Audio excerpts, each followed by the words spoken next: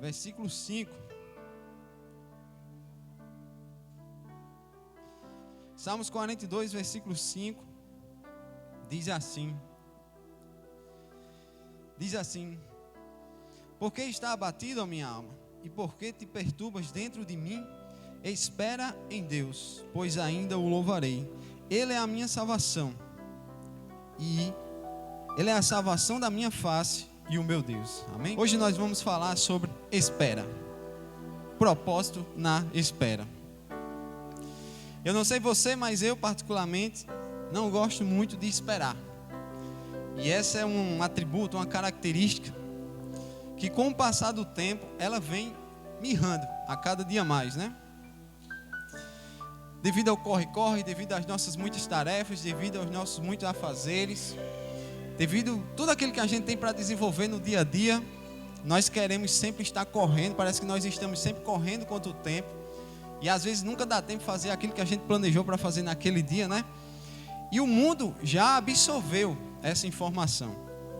Quer uma prova? Eu provo para você agora. Quem aqui usa o WhatsApp? Levante sua mão, por favor. A grande maioria, né? Quem de vocês, quando alguém envia um áudio para vocês, aumenta a velocidade? Levante sua mão também, por favor. Quase todos, né? Então isso é para fazer com que você espere cada vez menos. Uma pessoa manda um áudio para você de 1 minuto, você não quer escutar, passar 1 minuto escutando um áudio que uma pessoa mandou para você. Você coloca em 1.5, tem uns que colocam até em 2.0, né? E o modo que algumas pessoas falam não dá nem para entender quando coloca no 2.0, né? Mas enfim, isso é uma maneira que o mundo entendeu para que você continue usando aquela ferramenta que eles querem que vocês continuem usando. Então, esse é o nosso dia a dia. As coisas acontecem assim, e se a gente não tiver cuidado, se a gente não tiver vigilância, nós podemos cair em consequências gravíssimas. Eu fiz uma pesquisa e identifiquei que um estudo feito nos Estados Unidos detectou que essa questão de pouca paciência, de corre-corre, está aumentando significativamente os índices de ansiedade e pressão alta em alguns jovens. Esse avanço tecnológico, esse avanço na tecnologia, cada vez usando mais essas questões de aplicativos, redes sociais, enfim, atingiu muito a minha geração e vai atingir muito mais as gerações que estão por vindo. Porque a tendência é que as coisas só continuem crescendo. Hoje você não precisa mais pegar uma fila de um banco para fazer um saque, por exemplo. Você faz um Pix, você faz uma transferência. Para que isso é feito? Para que você ganhe mais tempo do seu dia, para não precisar ir em uma agência bancária para pegar uma ficha, falar com um atendente para fazer uma transferência. Então o mundo está percebendo isso. E no momento que nós esperamos, nós ficamos desocupados. E nós temos a impressão de que a espera é mais longa do que ela realmente é. Geralmente em cerca de 36%. A pesquisa também dizia isso. Então você vai a um lugar, um banco, por exemplo, como eu falei. Pega lá a fila, você fica ali sem fazer nada, né? Se não chegar um conhecido seu para você conversar, se você não levar um livro para ler alguma coisa. Enfim, se você ficar ocioso, sem fazer nada, você vai ter a impressão que você esperou ali 36% a mais do tempo que realmente você esperou. Como assim? Se você esperar ali 1 hora, você vai ter a noção ou a impressão que você esperou 21 minutos a mais. E quando você chegar em casa, alguém perguntar quanto tempo você esperou lá, esperei 1h30, mais ou menos. A gente sempre arredonda para cima, né? E um dos grandes segredos para ter paz e alcançar a vitória é saber esperar no Senhor. Jardel falou aqui, né, agora há pouco, da luta que ele tem passado com a mãe dele. E a luta que Randeris também ministrou, né, que alguns tinham chegado aqui com lutas. Espere no Senhor. Tenha bom ânimo. Confie em Deus. E o Senhor trará a solução para os seus problemas. Tenha certeza disso. Não duvide do Senhor. E se nós formos analisar a Bíblia, nós podemos ver vários servos de Deus que esperaram também as promessas. Querem exemplos? Abraão. O Senhor prometeu um filho a Abraão e Abraão esperou para que aquela promessa se cumprisse 25 anos.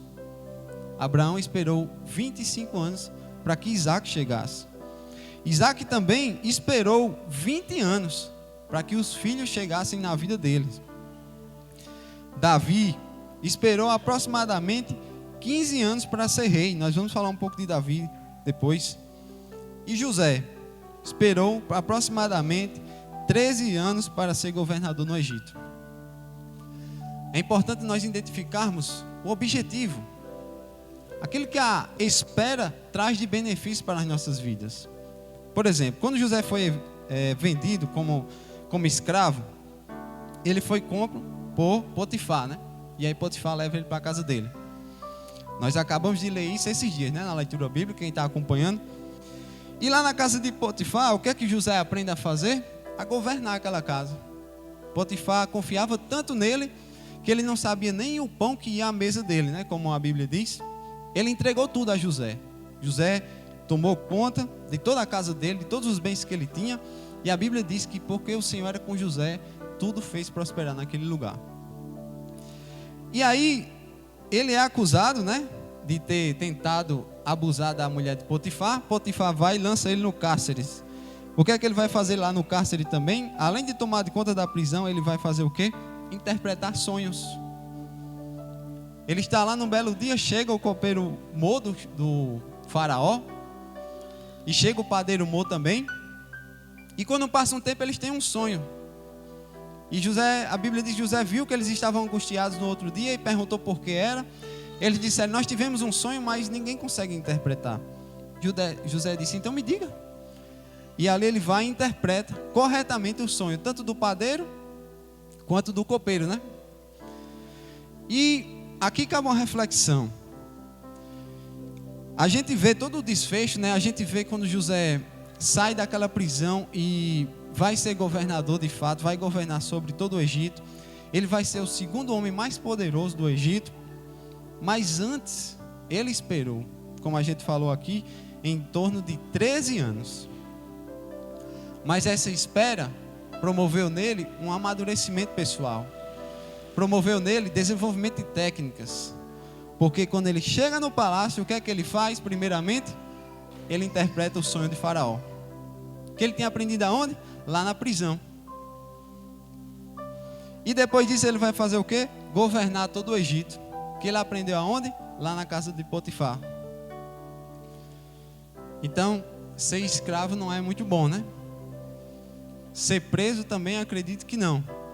Mas como a Bíblia diz que Deus era com José, e Deus é com você também, meu irmão, aprenda o que Deus quer lhe ensinar nesse momento de espera. Porque um dia você vai colocar isso em prática. Você precisa estar preparado para que você possa exercer aquilo que Deus vai colocar na sua mão. José estava preparado e por isso foi bem sucedido ali na tarefa do Egito, de governar todo aquele Egito. Aí você pode perguntar, mas por que esperar em Deus? O versículo básico que a gente leu responde: porque ainda o louvarei. Não existe espera e dor que dure para sempre. Como Jadel ministrou, não sei o que você está passando, não sei o que você está esperando, mas aprenda alguma coisa em Deus nesse momento difícil. Porque um dia vai chegar a vitória.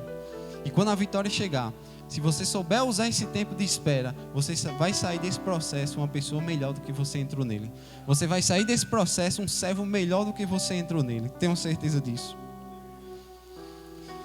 Porque Deus é sabedor de todas as coisas. Ele sabe o que é melhor para nós.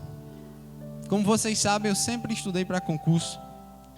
E estudar para concurso é uma espera, uma resiliência muito grande. Só quem estuda é quem sabe, né? E um ano eu fiz uma prova.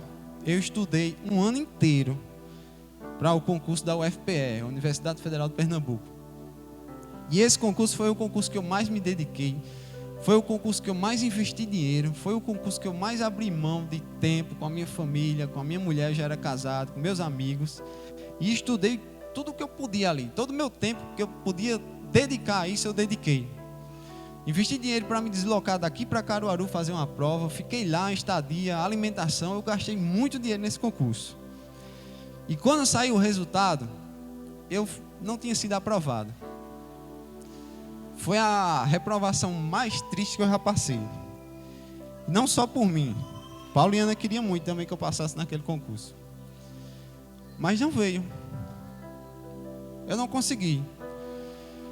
E no tempo eu lembro que eu não entendia, né?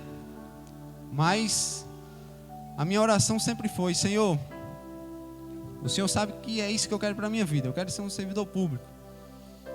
Mas que seja feita a tua vontade na minha vida e não a minha. Eu sempre deixei isso claro para Deus. Porque quando nós entregamos as nossas vidas na mão de Deus, você perde o controle dela. Isso não é ruim. Isso é bom. Você está entregando o controle da sua vida para alguém que é conhecedor de todas as coisas. Para alguém que sabe o que é melhor para você. Naquele momento, ser aprovado naquele concurso era o melhor para mim. Mas não veio. E eu fiquei triste, fiquei desanimado, né? Mas continuei. Continuei fazendo prova e continuei sendo reprovado. E quando foi o ano passado, surgiu uma oportunidade de emprego, como eu falei naquela outra oportunidade de pregação que eu tive. Uma empresa excelente, um trabalho que eu faço, que eu gosto que eu faço. Eu estava meditando nesse dia, um dia desse em casa, eu estava louvando a Deus, agradecendo a Deus, porque eu estava fazendo algo que eu gosto de fazer, eu me sinto realizado, eu tenho prazer em fazer o que eu faço. E eu louvando a Deus: Senhor, muito obrigado por estar aqui com esse emprego. E eu meditei, né? Esqueci de falar, mas quinta-feira, quando eu fui dormir, por volta da meia-noite mais ou menos, o Senhor começou a ministrar isso no meu coração. Já ia dormir, e aí me levantei, comecei a anotar algumas coisas no celular mesmo, e eu lembrei disso. Esses dias eu agradeci a Deus pelo meu emprego. Talvez se eu tivesse passado nesse concurso, eu não sei o que teria acontecido comigo. Talvez estivesse feliz também, mas eu estou muito feliz com o trabalho que Deus me deu. Estou na minha casa, estou fazendo aquilo que eu gosto. Então eu não sei porque eu fui reprovado, eu não sei. Mas eu decido acreditar que eu fui reprovado porque Deus tinha o melhor para mim. Não era o melhor para mim ir tomar posse naquele concurso. E eu louvei a Deus, eu agradeci a Deus por ter esse emprego e agradeci a Deus por não ter passado. Eu repito, eu não sei porque eu não passei. Deus o sabe. A minha parte eu fiz, me dediquei, fiz tudo que estava ao meu alcance. Como eu preguei domingo passado, né? Todas as soluções, humanamente falando, disponíveis a mim, eu usei. Mas não aprova a Deus eu ser aprovado naquele concurso. Mas glória a Deus por isso. E Davi, como eu falei, ele recebeu a unção de Samuel, né? Por volta dos 15 anos de idade. Alguns estudos falam isso. E Davi esperou o momento certo para ser rei. Quando Davi foi ungido rei por Samuel, no outro dia ele não foi ser rei. Ele continuou fazendo as coisas que ele fazia, cuidando do rebanho do pai. E aí ele vai, começa tudo aquele processo, né? Ele se aproxima de Saul para tocar a harpa lá para ele. E aí vem a guerra lá com os filisteus e ele vai e mata Golias. Está escrito lá em 1 Samuel 16:12, quando ele é ungido aos 15 anos. E só por volta dos 30 anos de idade é que ele assume, lá em 2 Samuel 5:4. Não precisamos abrir, mas se você quiser conferir, está lá. Então ele esperou o momento certo. Porque se você já leu a história de Davi, você sabe que quando ele estava fugindo de Saul, em um determinado momento Saul entra numa caverna, que Davi estava dentro dessa caverna. E os companheiros de Davi que estavam com ele dizem: é a oportunidade que você tem, mata ele agora. E aí você vai assumir o trono. E o que é que Davi faz? Ele tinha sido ungido rei por Samuel, mas Samuel não disse quando ele iria subir ao trono. E aí ele recusa aquele pedido. Preste atenção, irmãos, com as pessoas que vocês estão se aconselhando. Eram pessoas da confiança de Davi, que estavam ali lutando com ele, dia a dia, nas batalhas dele, mas orientaram ele de forma errada em relação à espera. Acabou a espera, Davi, está aí, é isso que Deus quer de você, mata Saul, e aí você assume o reinado. Davi já tinha a fama de ser um ótimo guerreiro, né? Até existe aquela musiquinha, né, na Bíblia, né? Saul matou milhares, mas Davi matou dezenas de milhares, e assim. Então ele já tinha a aprovação dos soldados, ele já tinha sido ungido por Samuel. estava ali, como a gente diz, né? Tudo na mão dele. Mas quando você está guiado, quando você está debaixo do Espírito Santo de Deus, você é guiado por ele. E o que foi que Davi disse? Como poderia eu levantar a mão contra o ungido do Senhor? E muitos dizem que a maior vitória de Davi não foi ter matado Golias, foi não ter matado Saul. Ele mesmo disse: por que eu levantaria a minha mão contra o ungido do Senhor? E as coisas acontecem, né? O tempo passa e Davi sobe ao trono de Israel 15 anos depois, por volta dos 15 anos depois. O que é que você está esperando? Por quanto tempo você está esperando? Você acha que já esperou demais? Tenha paciência. Não acelere os processos. Viva o tempo que Deus determinou para você. Porque se a gente for pegar um filho dele, o próprio filho de Davi, Absalão, ele vive totalmente ao contrário do que o pai. O que foi que Absalão fez? Ele tentou usurpar o reino de Davi. Ele ficava lá na frente da cidade e todas as pessoas que iam falar com o rei, ele tomava a frente. Não, infelizmente não tem quem julgue a sua causa.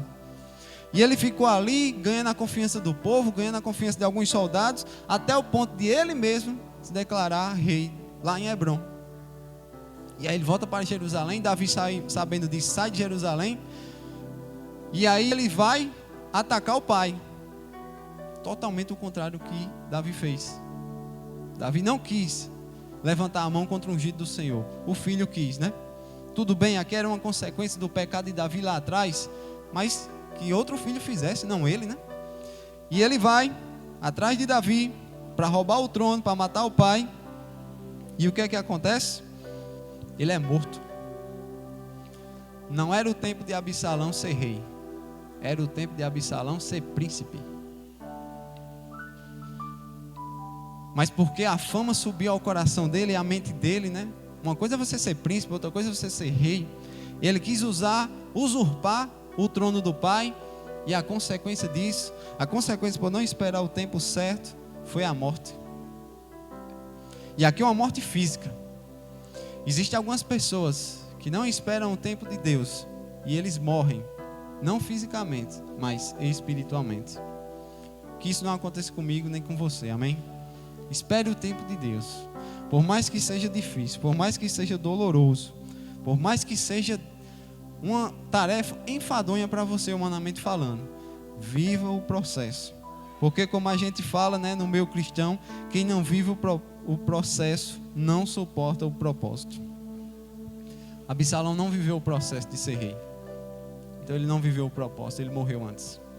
Davi viveu o processo, José viveu o processo, Abraão viveu o processo. E o que foi que eles fizeram? Eles suportaram o propósito. Nossa espera pode nos levar a milagres. João 11. Abra sua Bíblia lá, por favor.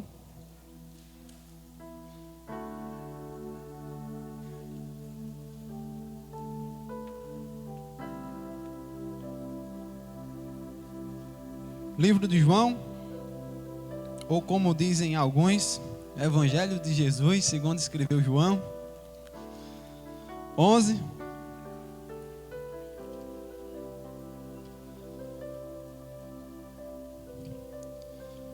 João 11, 1.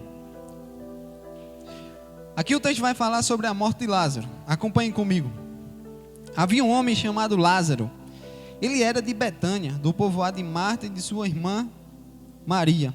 E aconteceu que Lázaro ficou doente. Maria, sua irmã, era a mesma que derramara perfume sobre o Senhor e lhe enxugara os pés com os cabelos. Então, as irmãs de Lázaro mandaram dizer a Jesus: Senhor, aquele a quem amas está doente. Ao ouvir isso, Jesus disse: esta doença não acabará em morte. É para a glória de Deus, para que o Filho de Deus seja glorificado por meio dela. Jesus amava Marta, a irmã dela, e Lázaro. No entanto, quando ouviu falar que Lázaro estava doente, ficou mais 2 dias onde estava. Manda-se o recado para Jesus: Lázaro está doente, venha. O que é que Jesus faz? Ele espera o momento certo de ir.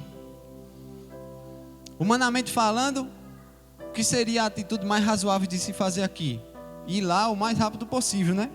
Mas repito, porque Jesus era alinhado com o Espírito Santo de Deus, ele esperou 2 dias. Porque ele mesmo tinha profetizado aqui, essa doença não é para a morte, é para que se manifeste a glória do Filho de Deus. E quando ele vai lá, 2 dias depois, chega lá, o que é que acontece com Lázaro? Ele já está morto. Vamos continuar lendo. A partir do 11. Depois de dizer isso, prosseguiu dizendo-lhe: nosso amigo Lázaro adormeceu, mas vou até lá para acordá-lo. Vamos pular para o 14. Então lhes disse claramente: Lázaro morreu, e para o bem de vocês estou contente por não ter estado lá, para que vocês creiam, mas vamos até ele. Então Tomé, chamado Dídimo, disse aos outros discípulos: vamos também, para morrermos com ele. Ao chegar, Jesus verificou que Lázaro já estava no sepulcro havia 4 dias. Betânia distava cerca de 3 quilômetros de Jerusalém, e muitos judeus tinham ido visitar Marta e Maria para confortá-las, pela perca do irmão. Quando Marta ouviu que Jesus estava chegando, foi encontrá-lo, mas Maria ficou em casa. Disse Marta a Jesus: Senhor, se estivesses aqui, meu irmão não teria morrido. Então ela corre ao encontro de Jesus e declara aquilo que, humanamente falando, era o óbvio, que ele já tinha morrido. Mas pela fé ela declara: se o Senhor estivesse aqui, ele não teria morrido. Aí Jesus vai confortar o coração delas, né? Disse Jesus a Marta no 22, desculpe. Disse-lhe Jesus: o seu irmão vai ressuscitar. O Senhor sabia. O Espírito Santo já tinha confirmado com Jesus que aquela morte não era para, aquela doença não era para a morte, mas era para que o Filho do Homem fosse glorificado. E aqui Marta vai falar que crê que ele vai ressuscitar no último dia, enfim, mas Jesus vai lá no sepulcro. No versículo 38. Jesus, outra vez profundamente comovido, foi até o sepulcro. Era uma gruta com uma pedra colocada à entrada. Tirem a pedra, disse ele. Disse Marta, irmã do morto: Senhor, ele já cheira mal, pois já faz 4 dias. Disse-lhe Jesus: não lhe falei que se você cresce veria a glória de Deus? Então tiraram a pedra.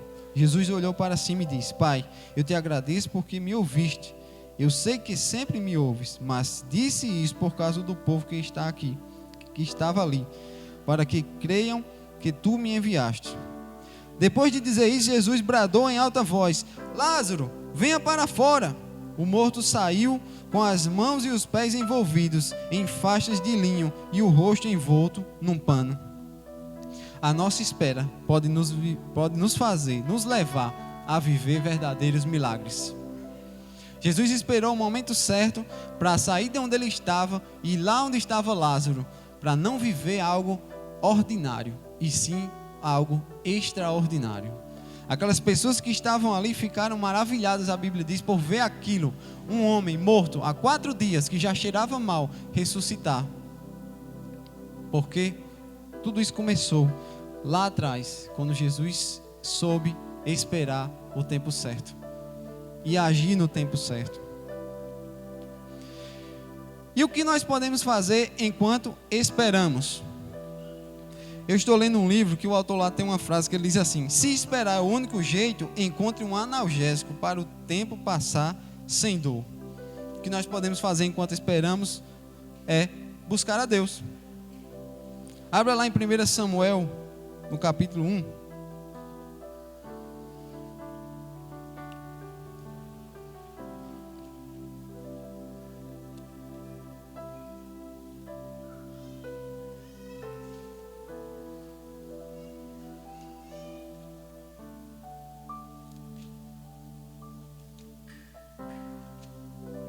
Primeiro Samuel capítulo 1, versículo 1.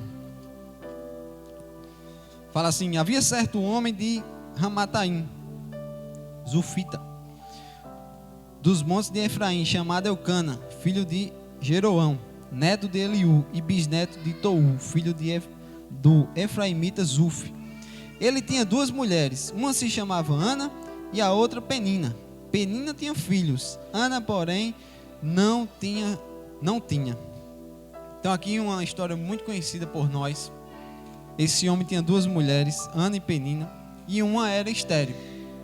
E se a gente continuar lendo aqui, a gente vai ver que ela subia lá no templo para oferecer sacrifícios, e ela orou. Ela buscou a Deus por um filho. É tanto que ela faz um voto e ela nem consegue orar, né? Ela mexe só a boca, como a Bíblia diz. E o profeta, ao ver aquilo, diz: mulher, aparta de ti o vinho. Ele pensava que ela estava bêbada, mas ela disse: não, meu Senhor, não estou bêbado. Não estou bêbada. A tua serva é uma mulher de aflições. Ela vai explicar, né, que não tem filhos. E aí o profeta diz: então vá, e que o Senhor te conceda. Então, no momento de espera, para não ficarmos ociosos, para não ficarmos sem fazer nada, desocupados, e pensarmos que estamos esperando um pouco mais do que realmente estamos esperando, busque a Deus. Busque a Deus com toda a sua força, com todo o seu ser, com todo o seu entendimento, com tudo aquilo que você tem de melhor. E você encontrará um analgésico para o tempo passar sem dor. Lá no versículo 24 de 1 Samuel ainda, nós vamos ver Ana consagrando. Desculpe, antes disso, uma das formas de fazermos enquanto esperamos, justamente é essa: buscar a Deus. Ana buscou a Deus e nós conhecemos o desfecho daqui. Ela tem um filho. Samuel nasce. E ela, quando ele termina de ser desmamado, ela vai lá e oferece ele para o profeta, como a gente vai ver daqui a pouco. Uma outra maneira do que fazer enquanto esperamos: servir a Deus. Sirva a Deus enquanto você espera. Não como troca, que fique bem claro isso, porque o Senhor não recebe, não aceita barganha nossa. Fazer trocas com Deus, vou servir a Deus para conquistar isso. Não, o Senhor conhece o seu coração. Sirva a Deus com todo o seu coração. Nós temos um exemplo aqui muito forte dos nossos irmãos, né? Diácono Cláudio e Vaneide. Desde 2010 que eu estou aqui frequentando essa igreja, eu vejo os dois servindo a Deus, dia após dia. Raramente eu não vejo Ivaneide ou Cláudio aqui na igreja. Estão aqui servindo diariamente, seja pregando, seja trazendo cadeiras, seja na escolinha, seja quando ia buscar os meninos. Tudo que vocês colocam o olho aqui, tudo que eu coloco o olho, pelo menos, eu vejo a mão de Cláudio e Ivaneide em diversas maneiras. E eles esperaram também um tempo para o Isaac deles, que está ali de lado dela. Eles não podiam ter filhos. E como eu falei, nesse tempo eles ainda não tinham Isaac. Eu nunca vi eles deixarem de servir a Deus. Eu nunca vi eles murmurando. Eu nunca vi eles reclamando de nada. Muito pelo contrário, servindo a Deus com toda a integridade do coração deles. E porque eles não fizeram isso por troca, e porque o Senhor conhecia o coração deles, está ali Isaac do lado dela. É forte, irmão. Quantos anos, Ivaneide, esperando? 13? 13 anos esperando um filho. Mas está ali, chegou. Como eu sou abençoado quando eu olho para Isaac. Eu tenho a oportunidade de conviver com um milagre. Porque alguém esperou em Deus. Porque alguém não desistiu da fé. Porque alguém acreditou no Deus do impossível. Eu posso conviver com um milagre. Está ali. Então, enquanto você espera, sirva a Deus. Eu tenho a certeza que enquanto eles serviam a Deus, era um analgésico para eles. E humanamente falando, Ivaneide não pode servir tanto a Deus não, viu? Tem uns problemas de saúde, tem umas limitações físicas, mas como eu disse, dificilmente eu não vejo Ivaneide e Cláudio aqui na igreja. Estão sempre servindo a Deus. Então, na sua espera, primeiro busca a Deus, depois sirva a Ele, mas como eu falei, não por troca. Sirva a Deus de todo o seu coração, com todo o seu entendimento, com tudo aquilo que você tem de melhor. E se for da vontade de Deus, Ele concederá o desejo do seu coração. O que fazer quando a espera acabar, então? Ser grato. O que foi que Ana fez? Ana devolve o filho. Lá em 1 Samuel, agora sim, 1:24.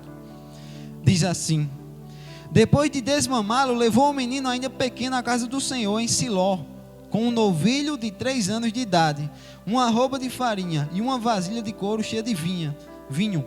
Eles sacrificaram o novilho e levaram o menino a Eli. E ela lhe disse: meu senhor, juro por tua vida que eu sou a mulher que esteve aqui ao teu lado, orando ao Senhor. Era este menino que eu pedia, e o Senhor concedeu-me o pedido. Então, quando a espera acabar, quando você alcançar aquilo que você tanto almeja, seja grato ao Senhor. Agradeça a Deus. Louve a Deus com todo o seu ser. Quando a bênção chegar, não abandone o abençoador. O pastor me disse uma vez, aconteceu alguma coisa na minha vida. Eu não sei se foi quando eu passei no vestibular. Não lembro. Mas eu lembro que o pastor me ensinou que viu muitos receber a bênção e esquecer Deus. E quando ele me dizia aquilo, eu fiquei pensando, né? Não tem como. Isso é impossível. Eu, na minha enorme ignorância, poucos meses de convertido, diante de um pastor, com vários anos de ministério, fiquei retrucando, né, na minha mente, não tem como.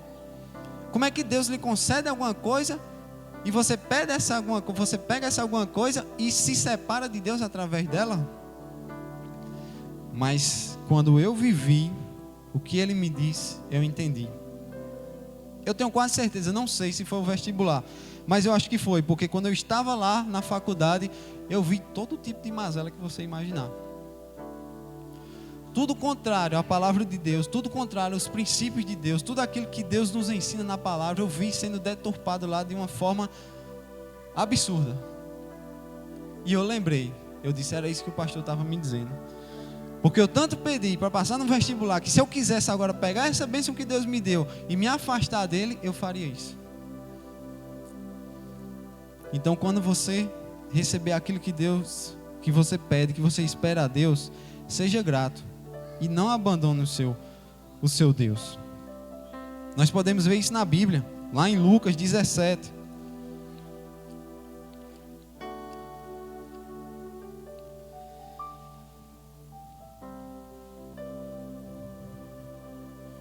Lucas 17.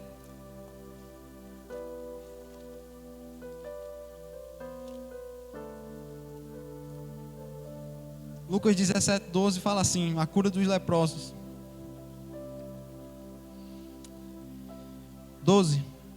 Ao entrar num povoado, 10 leprosos dirigiram-se a ele. Ficaram certa distância e gritaram em alta voz: Jesus, mestre, tem piedade de nós. Ao vê-los, ele disse: vá mostrar-se aos sacerdotes. Duas coisas interessantes aqui. Eles estavam longe, né? Como a Bíblia diz, ficaram a certa distância, porque os leprosos, eles não podiam ter contato com pessoas que não eram leprosos. Então eles ficaram longe. E Jesus disse: vá mostrar aos sacerdotes. Só podia ir mostrar ao sacerdote o leproso que fosse curado. Eles passavam por uma avaliação, e aí depois dessa avaliação eles iam se apresentar ao sacerdote, e aí o sacerdote dizia se eles estavam puros ou não. Jesus declara, pela fé, vá lá, se apresenta ao sacerdote, você já está curado, vocês já estão. E o que é que acontece? Continua o trecho. Enquanto eles iam, foram purificados. Um deles, no 15, quando viu que estava curado, voltou louvando a Deus em alta voz. Quantos irmãos? Voltaram? Um. Mas quantos foram curados? E quantos voltaram? Quantos voltou, né? Um. Está errado. 16. Prostou-se aos pés de Jesus e lhe agradeceu. Este era samaritano. O 17. Jesus perguntou: não foram purificados todos os 10? Onde estão os outros 9? Não se achou nenhum que voltasse e desse louvor a Deus, a não ser este estrangeiro? Então ele lhe disse: levante-se e vá, a sua fé o salvou.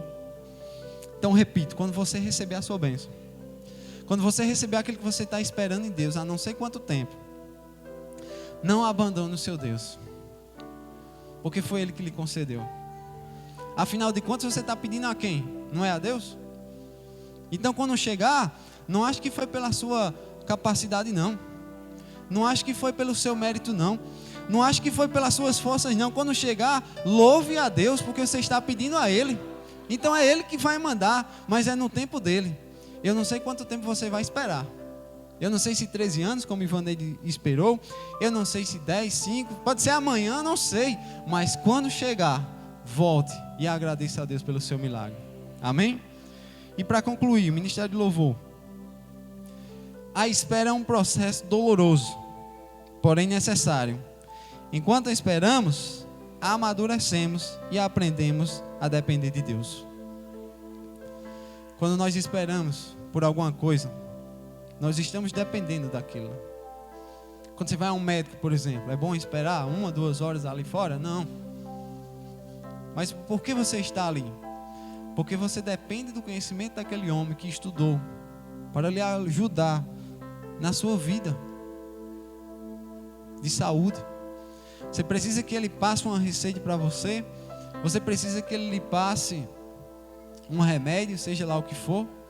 Então você está ali porque você depende dos conhecimentos daquela pessoa, humanamente falando. Então quando você espera por Deus, você está mostrando a Ele que você depende dEle. E muitas coisas, como eu falei domingo passado, nós não podemos resolver humanamente falando. Existem coisas nas nossas vidas que é somente Deus. Ivaneide ouviu isso do médico. Cláudio ouviu isso também. Fizeram o tratamento para que tivesse o filho. Mas o médico disse, o seu caso, só um milagre. Não foi assim, Ivaneide? Não foi assim, Cláudio? E eles disseram, então tá bom, porque eu sirvo ao Deus de milagres. E eles buscaram e esperaram. Mas quando a bênção chegou, eles não fugiram não, viu? Estão aqui, continuam servindo a Deus, com toda a força, com todo o empenho de antes. E mais do que isso, estão trazendo o filho que está ali. Isaac é uma bênção. Então repito, fique de pé por favor.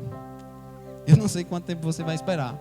Mas se for da vontade de Deus, um dia essa espera vai acabar. E quando essa espera acabar, louve ao Deus da sua salvação. Amém. Deus tenha te abençoado com essa palavra. Você lembre, os homens de Deus esperaram, você pode esperar também. Por que esperar em Deus? Porque ainda o louvarei. O que fazer enquanto esperamos? Busque a Deus, sirva a Deus todo o seu coração. E o que fazer quando a espera acabar?